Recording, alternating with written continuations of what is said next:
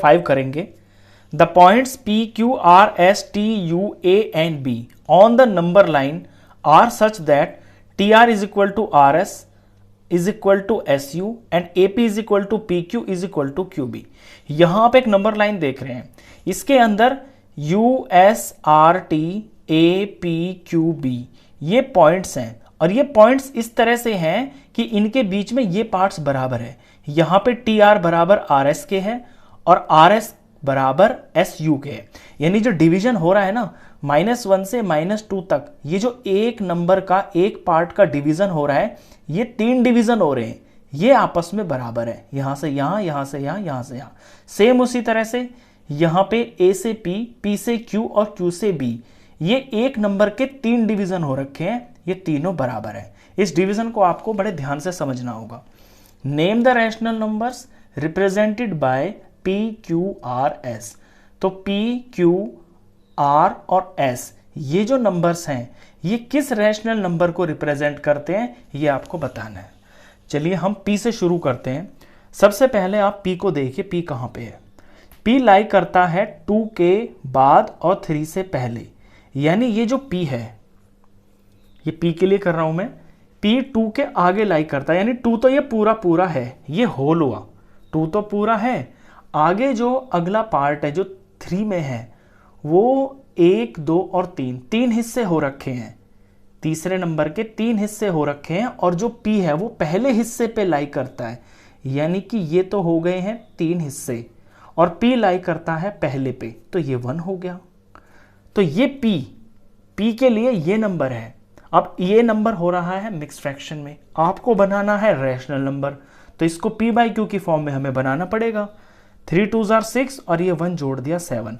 तो mix number को fraction इस तरह से बनाते हैं, 3 2s are 6, इनका मल्टीप्लाई और ऊपर वाला जोड़ देते हैं, 3 2s are 6 और ये 7, तो ये 7/3 हो गया। तो जो P है वो 7/3 रैशनल नंबर को रिप्रेजेंट करता है। चलिए Q के लिए देखिए, Q में भी ऐसा ही है। Q के लिए जो Q लाई करता है, ये 2 के आगे लाई कर रहा है, यानी 2 तो पूरा पूरा है और आगे जो तीसरा है, तीसरा जो पार्ट है उसके 3 डिवीजन हो रखे हैं, तो ये मैंने कर लिया 3 डिवीजन।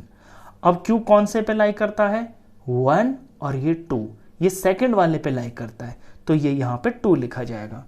यानी 2 तो पूरे हैं और जो तीसरा हिस्सा है उसका दूसरा पार्ट, ये रिप्रेजेंट करता है Q को। तो 3 2s are 6, 7 और 8, तो ये 8/3 हो गया। हमें आंसर यही नहीं छोड़ देना है, हमें इसका ये फ्रैक्शन भी बनाना है, क्योंकि ये P बाई Q की फॉर्म जो होती है यही रैशनल नंबर होती है। चलिए P और Q हो गया। अब R को देखिए, R में भी हम ऐसे ही देखेंगे कि ये 0 हुआ, ये -1 हुआ, -1 तक तो हम पहुंच गए हैं पूरा पूरा, तो -1 तो ये पूरा हो गया। -1 के आगे जो अगला पार्ट है उसके 3 टुकड़े हो रखे हैं, 1, 2 और ये 3, तो जो इससे अगला पार्ट है उसके 3 टुकड़े हो रखे हैं, तो ये यहां पे 3 आएगा। और R कौन से पे है, ये R जो है ये फर्स्ट पार्ट पे है, यानी पहला हो गया, दूसरा और ये तीसरा, तो R तो पहले पे लाई कर रहा है ना, तो यहां पे 1 आएगा। इस तरह से रीड करना है आपको इस नंबर लाइन को। अब इसको हम ठीक कर लेते हैं, इसे रैशनल नंबर बना लेते हैं। 3 1s are 3 और ये 4, और क्योंकि माइनस में है नंबर तो ये -4/3। तो R जो दिखाता है यहां पे रैशनल नंबर को, वो -4/3 है। सेम टू सेम इसी तरह से S का भी पता चल जाएगा।